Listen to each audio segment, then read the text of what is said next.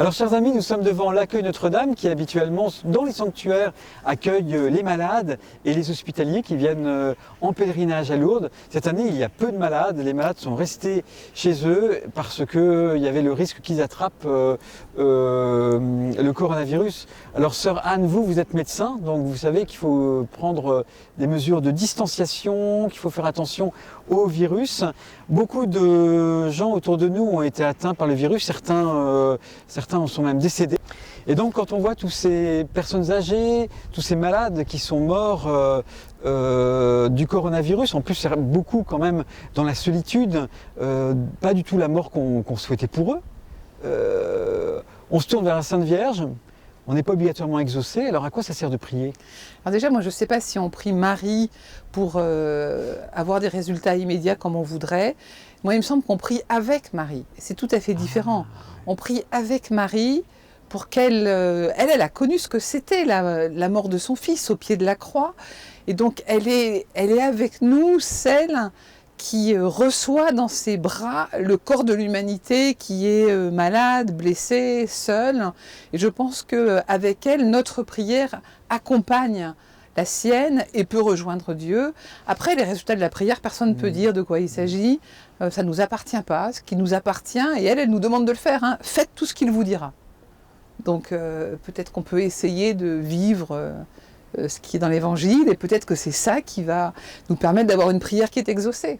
Alors toi qui es médecin, sœur Anne, qu'est-ce qu'on peut faire? Faites tout ce qu'il vous dira. Il y a tellement de... C'est un peu la panique là dans l'après-coronavirus, on ne sait pas de quoi notre monde sera fait. Qu'est-ce que doivent faire les chrétiens? Alors il y a des choses qui me semblent assez simples et en même temps très difficiles. C'est quelque chose autour de la charité. C'est-à-dire, l'autre jour je me suis interrogée en discutant avec un frère justement sur qu'est-ce qu'on ne peut pas faire dans un monde virtuel. Il y a des choses qui peuvent être faites uniquement en vrai. Eh bien, par exemple, donner à manger à ceux qui n'ont pas à manger. Enfin, manger devant un écran, c'est difficile. Hein. Donc, nourrir, consoler, peut-être que ça peut être fait à distance, mais quand même, quand c'est en vrai, c'est mieux. Prier avec quelqu'un, peut-être que c'est pas mal en vrai aussi. Soigner, bien souvent, c'est quand même mieux en vrai qu'à distance, même s'il y a des choses qu'on peut faire depuis loin. Et peut-être c'est ça qu'il faut qu'on se dise, c'est-à-dire qu'est-ce que je peux faire moi en vrai dans ce monde-là, sans doute visiter des malades, sans doute s'assurer que des gens qui n'ont strictement rien aient de quoi survivre. Donc des choses extrêmement simples qui ressemblent à ce que écrit Matthieu dans son évangile au chapitre 25, couvrir ceux qui n'ont pas d'habits, nourrir ceux qui ont faim, donner à boire à ceux qui ont soif, etc. En fait, c'est un peu aussi ce que dit le pape François dans sa dernière encyclique. Hein. La fraternité, ça passe par des choses très simples et très concrètes, mais il faut entendre l'appel silencieux des gens qui sont autour de nous. Et puis ce qu'il dit aussi dans son encyclique, c'est que c'est ensemble qu'on y arrivera mieux. C'est pas chacun, moi, qui vais faire ma bonne action ou ma petite prière à Marie. C'est vraiment ensemble. Et je pense que prier avec Marie, c'est prier ensemble avec Marie. C'est quand on est dans un pèlerinage comme celui-ci, être avec d'autres. Parce qu'à la limite, si moi, j'en viens à douter ou si j'y arrive pas, il y a quelqu'un qui croit à ma place pendant ce temps-là. Et quand on est plusieurs, c'est ça qui permet d'être plus solide. Alors il y a quand même ce problème, c'est que sœur Anne, vous nous dites qu'il faut vêtir ceux qui sont nus, soigner ceux qui sont malades, mais on n'a plus le droit de se toucher. Distanciation! On n'a plus le droit de se toucher. Marie prend soin du corps de son fils, Marie prend soin du corps de l'Église, et nous, c'est difficile. Il y a comme tout d'un coup quelque chose qui nous empêche d'aller embrasser nos frères. Comment on va vivre avec ça? Comment on peut vivre ça? On va apprendre.